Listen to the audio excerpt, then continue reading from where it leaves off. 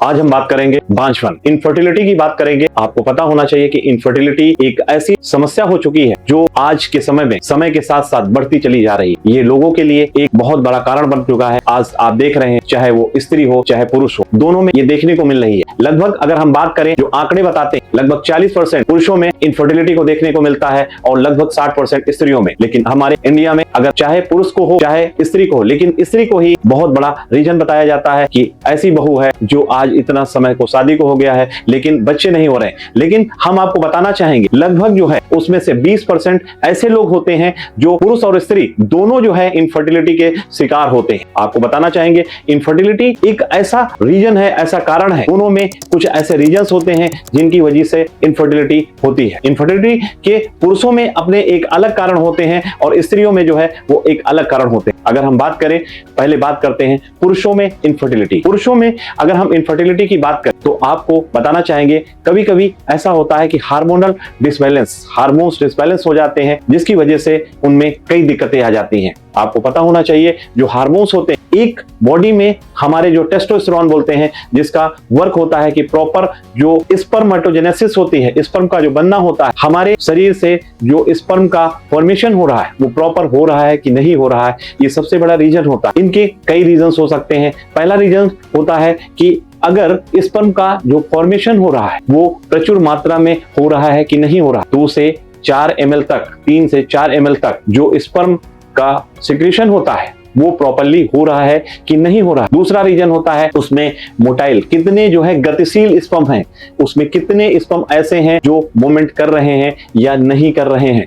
इस चीज का भी पता लगाना बहुत जरूरी होता है। जब टेस्टिंग की जाती है तो उसमें ये सारी चीजें निकल के आती हैं। कभी कभी कोई इन्फेक्शन हो जाता है जिसकी वजह से जो है स्पर्म का प्रॉपर डेवलपमेंट नहीं होता है। कभी कभी अगर हम बात करें, कुछ ऐसे कारण होते हैं जो बच्चे अपनी पुरानी आदतों के, मास्टरबेशन या ऐसी चीजों की वजह से वो बॉडी में स्पर्म का जो है काफी ज्यादा लॉस कर चुके होते हैं, उससे जो है स्पर्म की कमी आ जाती है। और कई ऐसे रीजंस होते हैं जो हमारे खान पीन और बॉडी पे इतने केमिकल स्ट्रेस और उनका बहुत ज्यादा प्रभाव पड़ता है, जिसकी वजह से भी स्पर्म हमारे खत्म होने लगते हैं। तो ऐसे कई रीजंस होते हैं जिनकी वजह से पुरुषों में इनफर्टिलिटी को दिखाई पड़ जाती है, इनफर्टिलिटी हो जाती है, जिससे वो एक बहुत बड़ी समस्या का उन्हें सामना करना पड़ता है। मैं बताना चाहूंगा, स्त्रियों में, अगर हम स्त्रियों में बात करें, इनफर्टिलिटी लगभग 60% जो स्त्रियां होती हैं उनमें जो है ये देखा गया है कि ऐसे इनफर्टिलिटी के रीजंस पाए जाते हैं।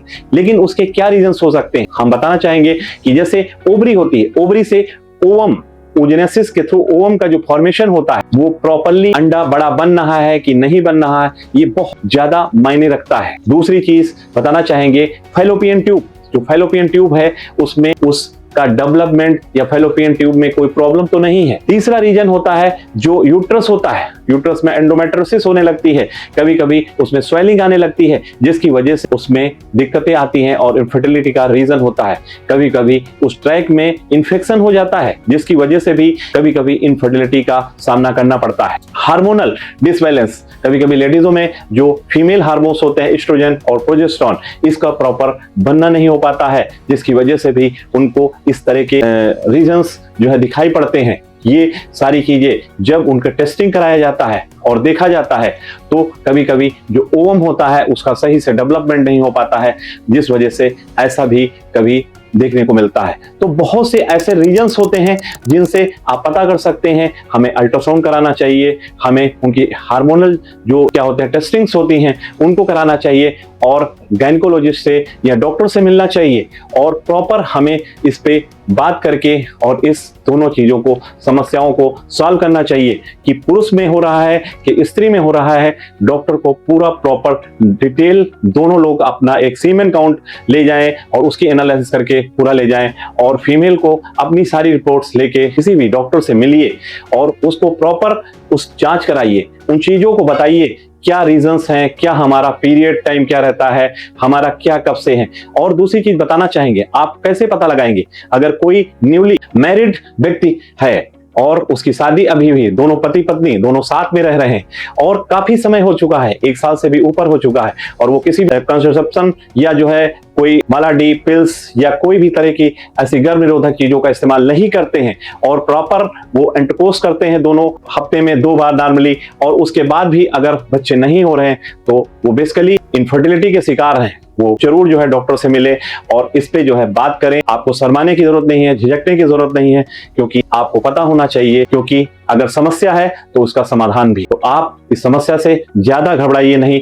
और मैं बताना चाहूंगा, होम्योपैथिक विधा से लगभग अगर मैं बात करूं तो 300 से ज्यादा केसेस को हमारे क्लिनिक पे लोगों को इससे निजात दिया गया है, उनको रिस्पांस दिया गया है, और आप भी हो सकता है अगले व्यक्ति को। तो आपको घबराने की जरूरत नहीं है, आप हमसे मिलिए, हम इस समस्या का समाधान बताएंगे, आपको कैसे इससे निजात पाना है, आप इससे अपने आप को उभार सकते हैं।